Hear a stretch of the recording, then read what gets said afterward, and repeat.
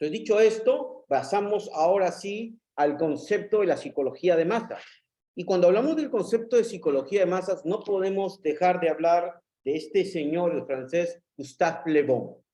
Gustave Le Bon, de quien yo he hablado ya en ciertas conferencias y a quien cito de forma recurrente en mis cursos, en mis clases y también en la experiencia que tengo, ya es el padre de la psicología de masas. ¿Ya? ¿Pero qué es la psicología de masas? Porque no podemos avanzar en recurrir a una técnica o aplicarla si es que no sabemos qué principios o qué componentes tiene esto que llamamos psicología de masas, ¿verdad? En primer lugar, quiero describir el panorama general en el que existen dentro de la política y la sociología, la ciencia política y la sociología, tres grandes leyes importantes que rigen, por decirlo de una forma, la sociedad, ¿no?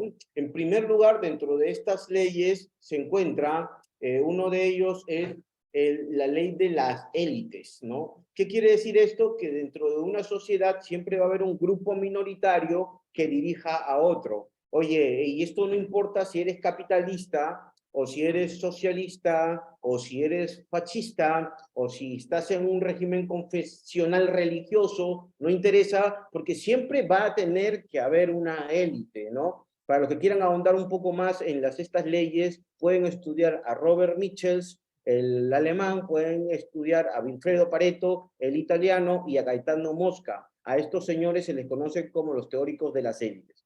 Pero hay otra teoría más, que dice que las élites no son perpetuas, que las élites cambian, que las élites rotan. Cuando una élite se desgasta, otra ingresa en el poder y la respalda, ya sea, por ejemplo, en algún tiempo en la humanidad, por ejemplo, por decirlo de esta forma, los hombres de fe o los religiosos, al entender los astros, decían pues cómo iba a ser la agricultura y por lo tanto decían entender cómo se iba a funcionar la sociedad y la economía, ¿no? Por lo tanto, ellos fueron una élite, las élites sacerdotales, porque interpretaban, ¿no? Incluso asesoraban a los reyes de cuándo ir a la guerra o no. Pero cuando estos cayeron, otras élites militares de pronto o científicas asumieron, ¿no? Y hay otra ley más que se llama la ley de hierro de las élites. O sea que las élites siempre se van a conservar por medio de la fuerza.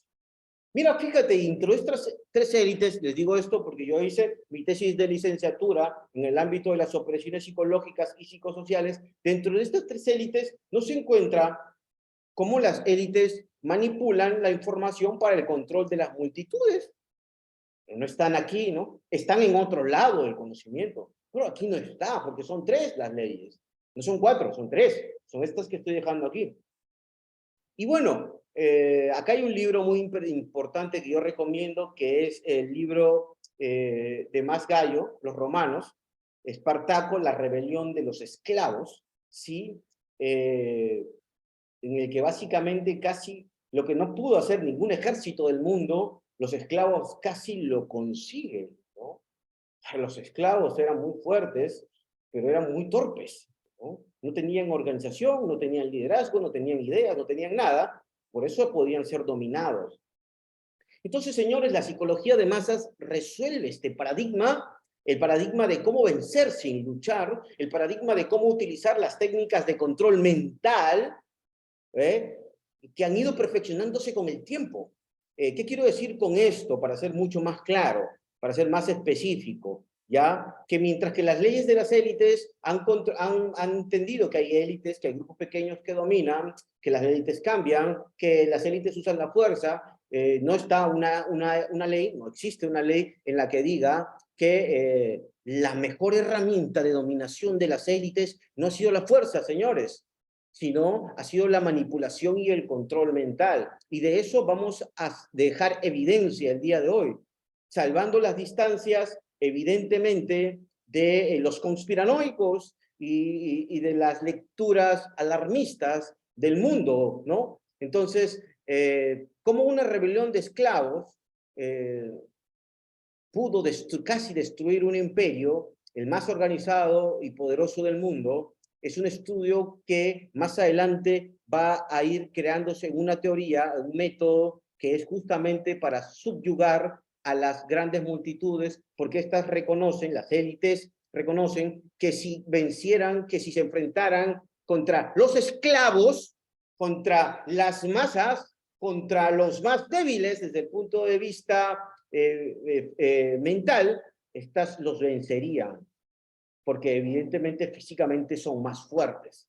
Entonces, ¿qué vamos a resolver el día de hoy cuando estudiemos la psicología de masas? Bueno, pues el método de control mental, las técnicas que han ido perfeccionándose a lo largo del tiempo de cómo vencer sin luchar a los más fuertes, a las masas, y controlarlas a través de recursos y técnicas psicosociales. En eso se resumen de pronto hasta todo lo que voy a hablar el día de hoy, ¿no? Eh, entonces vayamos a Le Bon, porque hay dos actores que vamos a resaltar el día de hoy. Fundamentalmente son Gustave Le Bon y Edward Bernays, como han visto ustedes en nuestro sílabo que han podido observar, ¿no? Le Bon no solamente presentó una descripción en profundidad de la psicología grupal y diferenció la psicología individual de la psicología grupal, ¿no? Sino también describió un conjunto muy simple y ordenados que permitían a los líderes provocar un contagio psicológico y por lo tanto manipular y llegar al poder. De pronto estas leyes que han estado presentes durante la humanidad desde sus inicios, porque yo afirmo de que no se hubiera podido controlar ninguna sociedad sin técnicas de control mental, ¿no? Le Bon las describe. Estos principios permanecen ahora hoy en día, ¿ya? Este, por decirlo de una forma, es un clásico de las técnicas de control mental que vamos a hablar en factores